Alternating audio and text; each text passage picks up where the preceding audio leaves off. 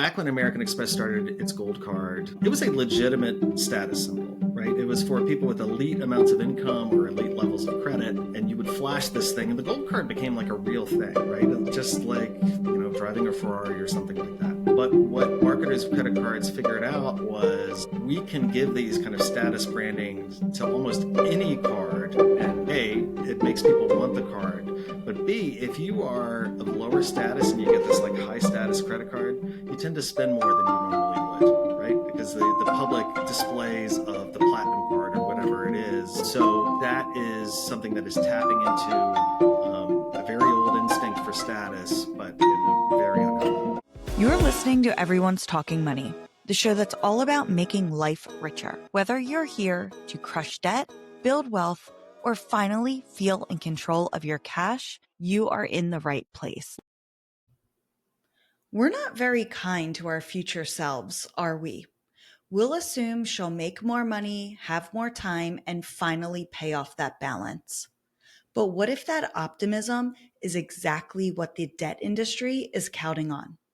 Today, we're unpacking how lenders market to our blind spots and how to start protecting your future self right now. Have you ever swiped your credit card for a small $100 purchase and thought, I'll just pay it off later? Or maybe you've signed up for that tempting 0% interest for 2 years furniture deal, only to get smacked with a massive bill down the line. The truth is, debt isn't just about numbers, it's about psychology. My guest today is John Dinsmore. He's a professor of marketing at Wright State University and author of The Marketing of Debt: How They Get You. He's spent years studying how lenders use our natural blind spots, like overestimating our future selves or underestimating irregular expenses, to get us deeper into debt.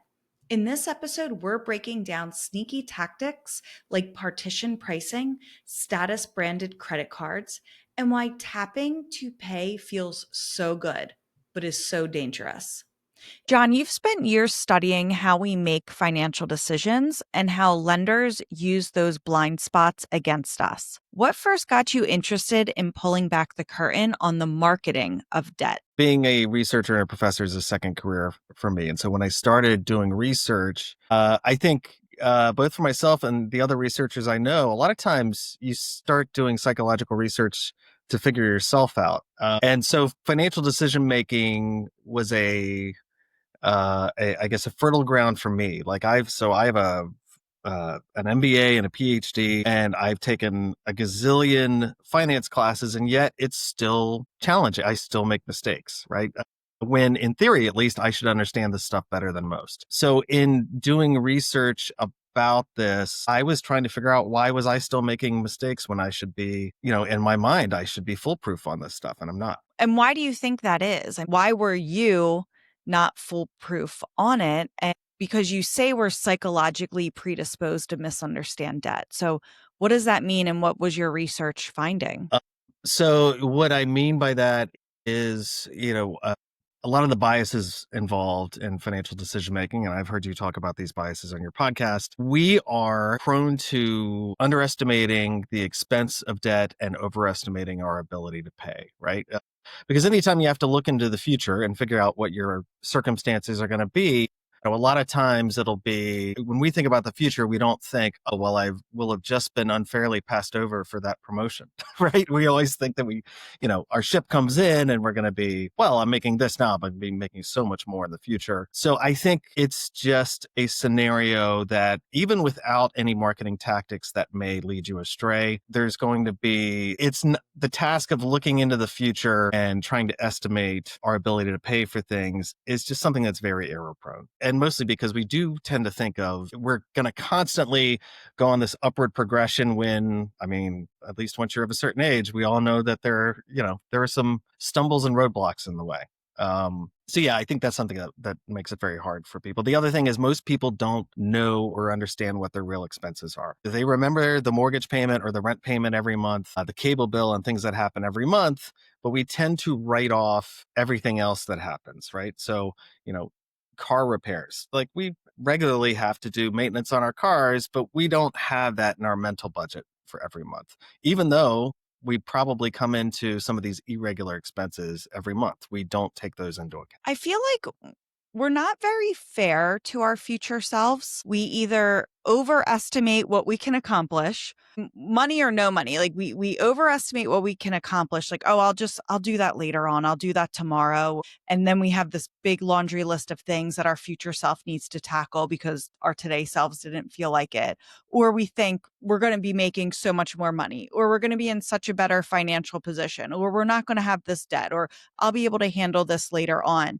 And so we're not very nice to our future selves, or we have like this overconfidence in our future selves that we're going to be so much bigger and better than what we are today. Why do you think that is? Well, I think the future is kind of always an abstraction, right? Even though, this weekend, we're all tired, pressed for time, and short on cash. A few weeks from now or a few months from now, we feel like we're going to have spare time and spare money. So, these are things that are difficult for debt, but it's also, you commit to social engagements or you commit to help a friend move or something like that when it's in the future. And then you're thinking you're going to have more time. And then when the date arrives, you're like, oh, why did I ever commit to that? Right. So we are predisposed to that. So you're not weird for doing that. It's more the rule than it is the exception. Is it more like wishing and hoping then that things will be better? We'll have the energy to help our friend move. We'll have the money. Is it kind of like we're hoping that's going to be the case? So if I set myself up that way, maybe there's a better chance that'll be true. Yeah, I think so. It's almost like a New Year's resolution effect. If you watch, what is it, New Year's Rockin' Eve or one of the big shows, they're sponsored by Planet Fitness, right? So I don't know if they're the biggest gym chain, but they're one of them. And the reason is because everyone signs up for the gym in the new year because of New Year's resolutions. And then, eventually within that year, within a few months, they'll stop going to the gym. Well, it's good intentions. It comes from a good place, but a lot of times it also can lead us to taking on things that we probably shouldn't take on. Gym memberships or debt or whatever. You brought up a good point earlier, and most people that have credit card debt, generally speaking, it's not because their daily expenses or their line item expenses that you can kind of just rattle off when you say, well, what are your expenses? Everyone goes to the basic stuff, right? Mortgage, utilities, sometimes groceries. They'll have an idea of what they spend on groceries, gas for their car payment, all of that stuff. But what really contributes to the credit card debts are the one-offs, the stuff we didn't expect, although it could happen quite regularly, but it's not enough, not regularly enough that it's in our monthly expenses. So the car repairs, maybe having to fix something in your house or whatever it is, with the random thing your child's asking you for that day. But that's what really contributes to the credit card debt, are those one-off or what we think of as less regular expenses. So is that the trap that gets people stuck in credit card or loan debt, is not accounting for those irregular expenses? It's one of the traps, maybe the biggest. So yeah, I think when you get into mental budgets, it's really error prone for a number of reasons. But one of them is those one-off expenses, or so in research, I wish I could tell you, I'm forgetting the name of the researchers, but they call it expense prediction bias, right? So the ones that happen all the time, same, for the same thing, for the same amount of money, we can remember. But I would say it's a healthier thing to think about, all right, how much money do you typically have at the end of the month, right? Rather than trying to say, well, I'm probably going to have 3 car repairs this year and the house is going to need work and all these things. I think it's better to think, all right, at the end of the month, do I typically have extra money that I can put away? For a lot of people, the answer is no, right? And yet, even though they know that, when they try and get into estimating their monthly expenses, they will still think, oh, I'm going to have $2,000 at the end of the month. Well, have you ever had $2,000 at the end of the month before?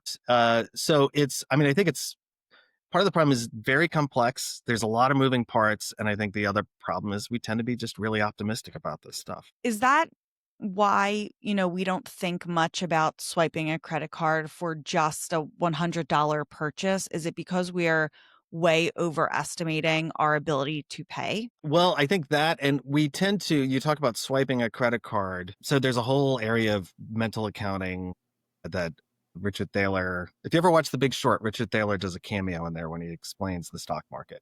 So he won a Nobel Prize for talking about mental accounting. And we treat certain kinds of money differently in our minds. So what I mean by this is, we may complain bitterly when we look at a pay stub and the government has taken out all this money for taxes, right?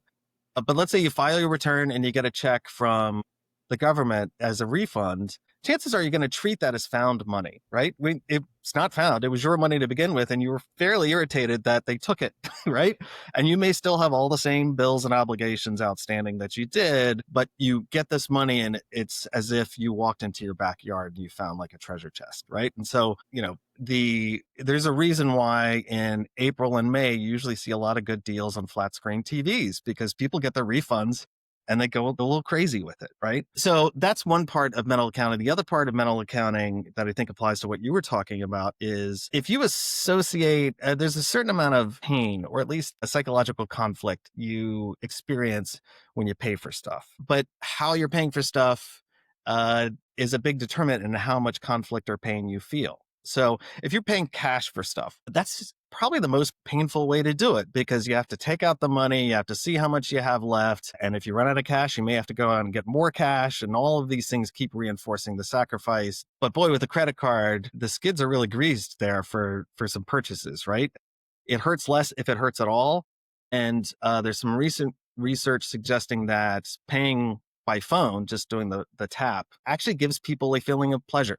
Right. So it feels good. I'm glad people feel good, but probably spells trouble for people's spending habits and, the amount of debt they might be running up. That's funny you say that it brings joy and makes people feel good, because I will say that Apple Pay chime that goes off is one of the happiest sounding chimes. It's this weird little reward that you get. Yeah, absolutely. It is. It's like, I only had to scan my face once it worked. Yay.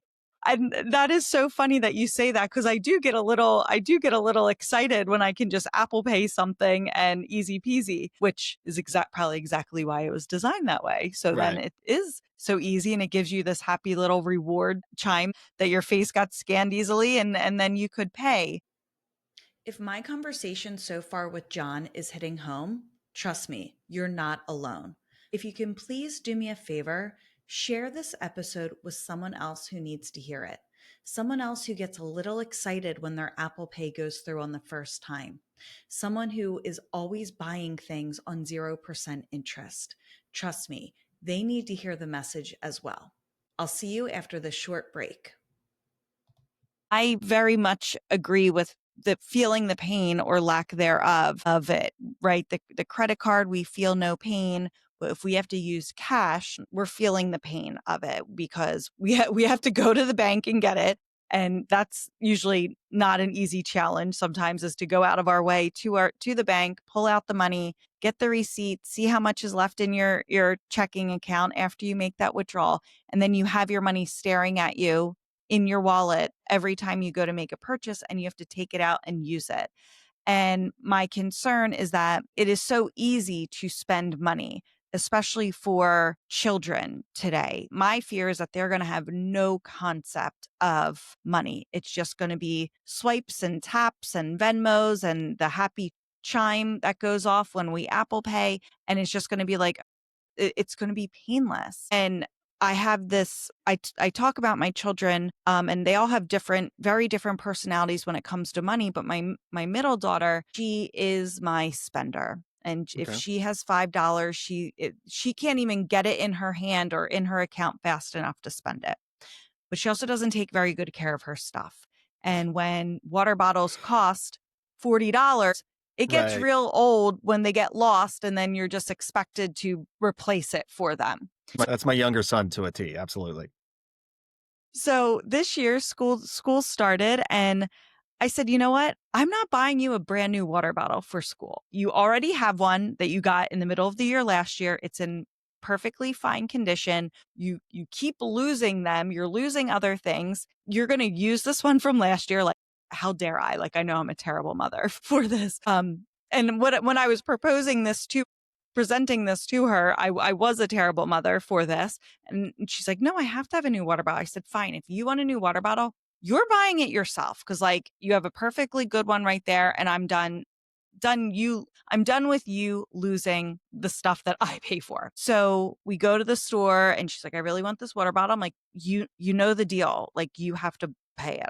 Well, I don't have my money with me. And I said, fine, when we get home, you're going to give me the cash. And a couple days went by and, she's hemming and hawing like, oh, I can't find my cash. It's in my wallet. Can't you just take it out of my savings account? I'm like, no, because that's painless to you. You think that Oh, your wow. savings Very account clever. Yeah. is just free money sitting there that that can just be accessed. She has no idea how much she has in it. She just knows.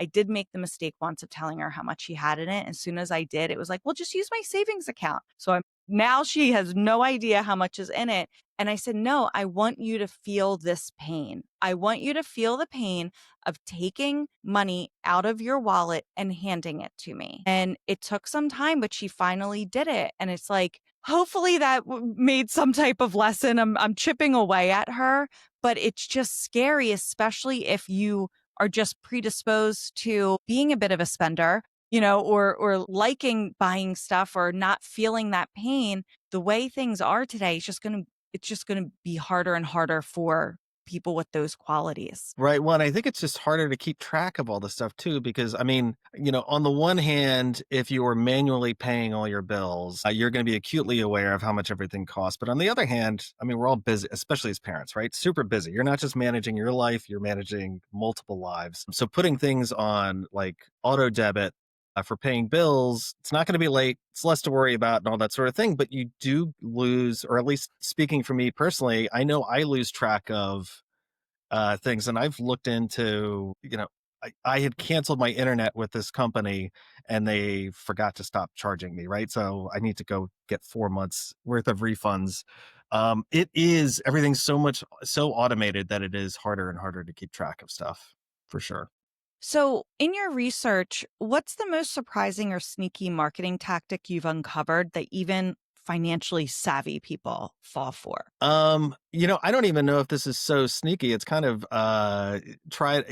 very old school, which is okay. So if you're a marketer and you have something that people are going to like, you want to make things as simple as possible and put a spotlight on that thing that people are going to find appealing. But if you have something that's not appealing, like price or interest rates, well, then obviously you you make things as complex and as varied as possible, right?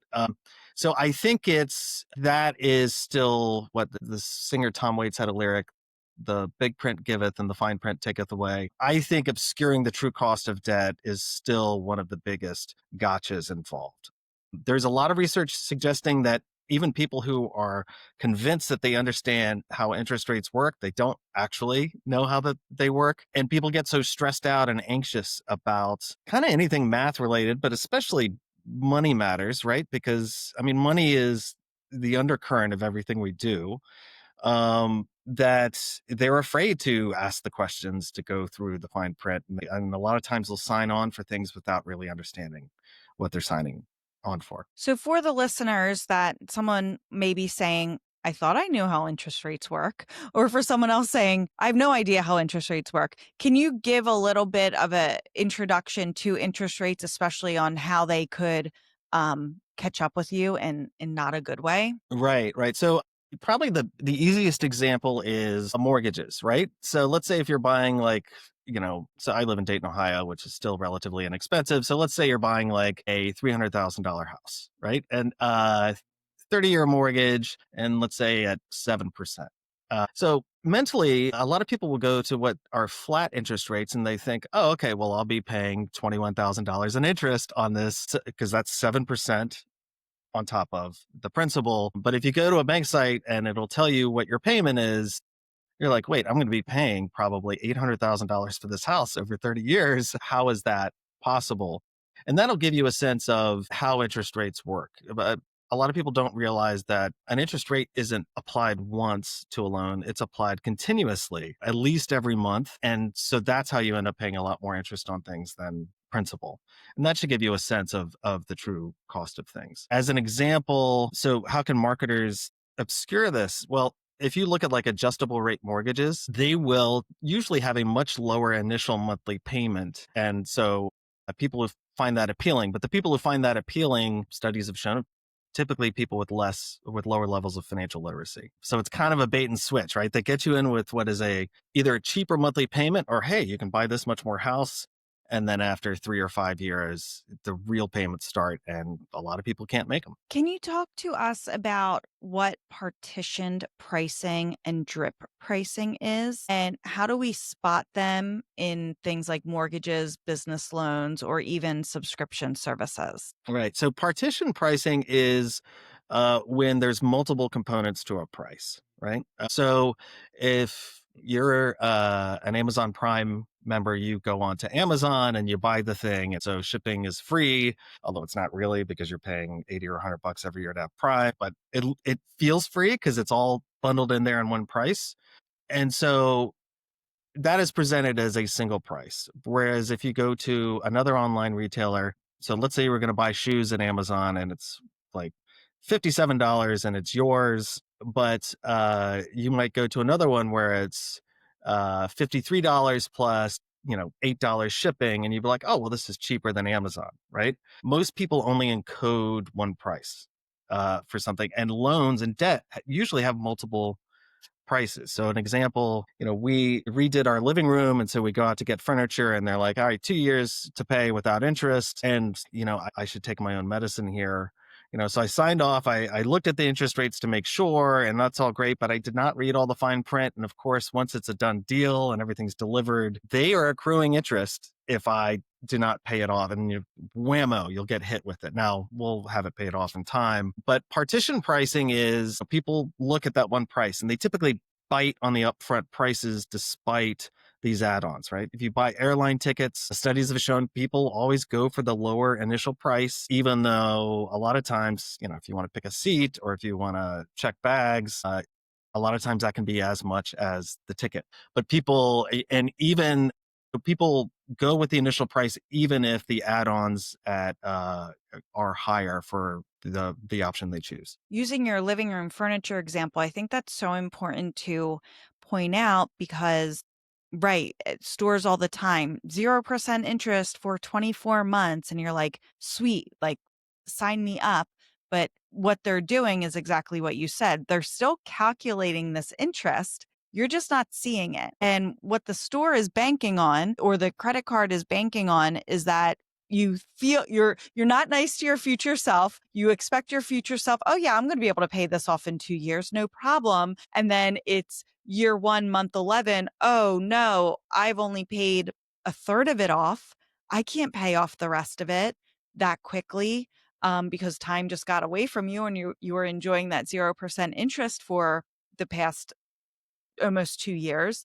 And then the 2 years passes, and then boom, you're getting all of that interest that you were accruing over those 2 years. And then it all falls onto your lap, and then you have to pay it. So you were just delaying the interest. And that's what the stores are hoping you're doing, is that you're just going to forget about it and push it off. So you really have to make sure, if it says no interest for 2 years or however many months it is, it has to be paid off before then. Otherwise, it was all for nothing. And I think people really can get caught up in that and stuck with that, have a not so pleasant bill come the first month of year 3. Right. And the more of these not so pleasant bills that you stumble into, the more likely you're going to have to take on new debt instruments. And there is a momentum that builds with this stuff that can take you in the wrong direction. But I mean, the hopeful part of this is, if you're thoughtful about this stuff, you can also build momentum in the other direction and, receive interest instead of paying someone else interest because you're saving and that sort of thing. Are car loans with their interest treated similarly as mortgages? You mentioned your interest, you're being charged likely monthly on your mortgage, and you're paying more than double the cost of your home if you're buying a home today, and the interest rates that we're seeing today. Are car loans the same way? They are the same way, and they have, as far as some gotcha mechanisms, because you're really just thinking about the monthly payment. So a couple of years ago, my wife got a car she bought. I don't want to alienate any potential advertisers of yours, so we'll say a brand with a reputation for reliability. And so, the entire sales pitch is, this thing's so reliable, it's a tank, it's going to last forever. And then the moment we've committed to the loan, well, then they start pitching you the warranties and like all the protective coatings and all these things.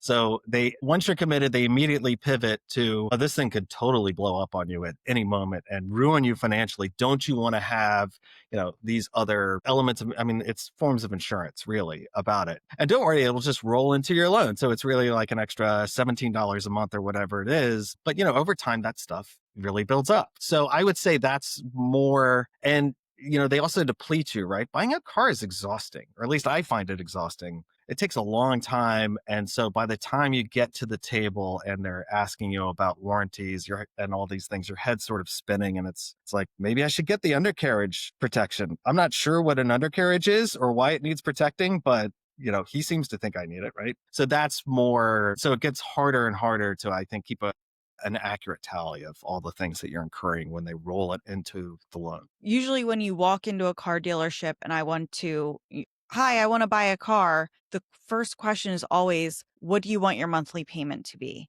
Right. And then you work backwards. And you need to go in saying to yourself, I only want to spend X amount of dollars on a car. Whatever the monthly payment ends up being, it ends up being. But this is how much I want to spend on my car. And hopefully you do your homework beforehand and you go, well, I know a $40,000 car at today's interest rate is going to cost me X, right?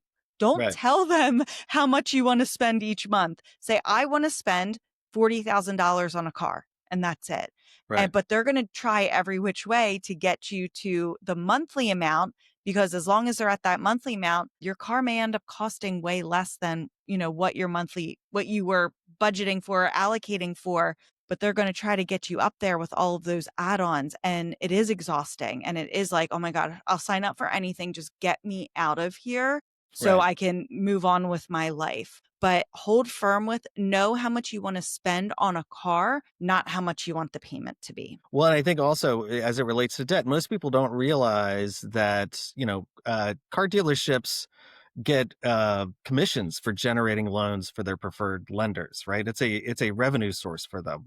So if you don't go in there, if you don't shop around and go in there with a pre-approval letter, you probably are going to pay a lot more in interest because they get commissions based on the terms of the loan, the size of the loan, and all these things. So research has shown on any form of debt, really, the greatest determinant of what you pay for it is the amount of effort you put into finding your debt. It's not your credit score. So I think you need to go in really prepared and with tools to negotiate. Look, if you're not a great negotiator, or you're not comfortable with it, boy, a pre-approval letter does all the negotiating you need, right? So, Bank of America is going to give me 4% on this. Without it, maybe they would have tried to get you at 8 or 10% through the dealership, but they will quickly come down to 4% if you have that letter with you. And also on the tying our earlier conversation together about your future self, if they're presenting to you a 5-year payment and a 7-year payment, 7-year option, don't assume you're going to pay off the car in 7 years or you're going to pay it off early. Let's take the 7 years. I have a lower monthly payment. I'll pay it off early. You're not going to. Right. Most of the time you are not going to. Do the original. Again, look at how much you're spending on the car and how it fits into your monthly budget before you even get to the dealership. Don't have them talk you into a longer loan with a smaller monthly payment because you're not going to pay it off. Just accept it, and it is what it is. It sounds good. It's a nice thought, but again, be easier on your future self. Don't put too much on their plate or expect too much out of them. Just do what you came there for, and the 5 years and whatever the payment is, as long as you're spending the amount of money you are desiring on your car. Yeah. I've heard you talk about loss aversion on your podcast before, and something related to that is something they call an endowment effect. So once you have something in your possession, you value it more. And so it's going to be harder for you to part with it, right? So in your scenario of, well, I'll take out the 7-year loan, but I'll just pay a little extra every month and have it done in 5. The reason why you're probably not going to do that is once you have money in your hot little hand, you don't want to give it up, right? So one of the things that you can do is, you can keep yourself honest, like you're saying, and just go with the 5-year loan. I think the other thing related to this endowment effect is Social Security is a good example. If you automatically save without the money first, getting in your account in your hot little hands, people are generally cool with it, right? So whether it's Social Security or a 401k, people can see the money accruing in the account and they feel good about it. But if you told them, hey, we're not going to automatically do it, we'll just put it in your account and then you can even just press a button, people aren't going to press that button, right? It's in the account. So the way to, I guess, manipulate that human tendency is for automatic saving and things like that, right? So escalate your saving when your income goes up, have it be, have it go automatically, and then you're not going to be you're not going to get yourself in trouble because it's accruing, you can see it in the account, and you don't have to do the willpower struggle every month of saying, all right, well, can I afford to put $300 in my retirement this month? It's like, it's already done. So yeah. The endowment effect can apply to so many things because I was listening to another podcast recently about decluttering, and it's the endowment effect applied to, like, she used a mug as an example. So once you have something in your hands, like you said, you value it so much more. So not, it could be money or it could be a thing. I might be butchering this a little bit, but you could show someone a mug, like, hi, here's my mug and this is nice. And how much do you think this is worth? Oh, it's worth $2. Okay. And then they give it to you and you hold it and you look at it. Maybe you use it. Now, how much do you think it's worth? Right. Oh, this is worth $5. Yeah. Well, give it to me. Give it to me back. No, I want it. Fine, I'll buy it from you. How much? And so there's something about having something in your hands, you now having ownership of it. Although it's the same exact mug, it's the same exact thing, it's now worth to you so much more. So by having things set up automatically where you don't even have to think about it, that helps to take away some of that. It's in my hands, the endowment effect. Right, for sure. I mean, and talking about cluttering, my wife and I both agree that we desperately need to declutter, but we're constantly telling the other to get rid of their stuff. But, when it's told to you, you're like, but you never know, these might fit me again, Yeah, whether it's, old clothes or, car payments, I think it still applies. So, what's the one takeaway from the marketing of debt that you hope people carry with them? I'll say two. One of them I already mentioned, which is the greatest determinant of what you pay for your debt is effort, not credit score. Because we get uncomfortable with debt, I think we tend to think that prices for debt fall from some, omniscient institution. But shop around. You're almost always going to find a better deal than the first deal that approaches you. And then the quality of your financial decisions is not just about how much you know about finance. So even if you know a lot about it, even if you are intimately acquainted with how interest rates work and all of that, that's just one component, right? There's what you know, there's the situation you're in. Are you in the right state of mind? Do you have the information that you need to make an appropriate decision? And again, when people get anxious, they tend to not gather all the information that they need. So if you feel like you don't understand something, or if you're feeling pressured to sign off on something, the best thing to do is just defer, walk away for a bit, go have a glass of water, clear your head, and then come back at it when you're feeling up to it. When all of those, because even if you're a master of finance, if you're confused or stressed or just not feeling right, the chances are much higher you're going to make a bad decision. Let's talk about credit scores for a second. Okay. I feel like people are very attached to their credit score. Like it's almost a marker of how they are as a person. Status like it's or right character, up there with like, yeah. yes, their character. So why is that? Is that another marketing tactic that like you are your credit score? I can see it that way. I think a lot of, so the TEDx talk, there's a field called evolutionary psychology. And so what that does is, are there some judgments or behaviors that go back to when we were in caves, right? And one of the big things that we talked about in evolutionary psychology is status and what status means. So status used to be something that would really help you survive, right? If you had status amongst your peers, well, maybe people are just, instead of hunting, people are just bringing you food, right? If you're looking for a mate and you have high status, that mate is probably, going to smile back at you when you smile at them. So in coming into modern society where we're not so worried about being eaten by a T-Rex, and money is again kind of the the fuel of all the things that we're trying to do in life. That's more, I think, where high credit scores come in and where people take a pride in it, that it means that they're either higher status or of higher character. And it's something that will, whether they're consciously thinking it or not, going to open up other things that they want in this world, whether it's, a mate, a house, whatever. All it is your ability to pay back debt, to take on debt Right. and pay back. So you're showing your credit worthiness. So although having a good credit score is important, it also just means a company, a bank, whoever is just going to be willing to loan you more money and give you more debt, put Right. more debt on your plate. Well, and something that's kind of a dirty trick related to that is, back when American Express started its gold card, it was a legitimate status symbol, right? It was for people with elite amounts of income or elite levels of credit. And you would flash this thing, and the gold card became like a real thing, right? Just like, driving a Ferrari or something like that. But what marketers of credit cards figured out was we can give these kind of status branding to almost any card. And A, it makes people want the card.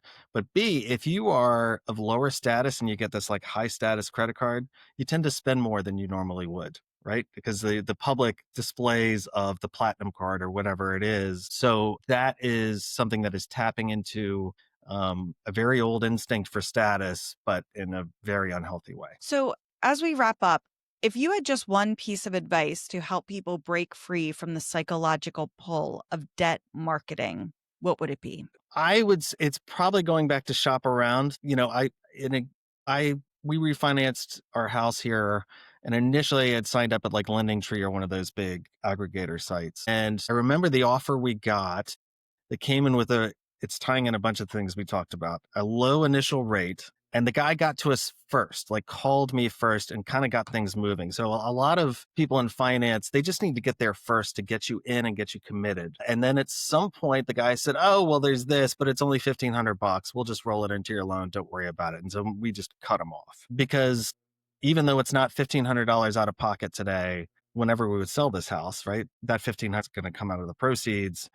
But most people probably would have been fine with that, right? Because it's off in the future to some, who knows what the house will sell for or when we sell it. So I'd say, shop around and then also just walk away if you're feeling pressured or confused.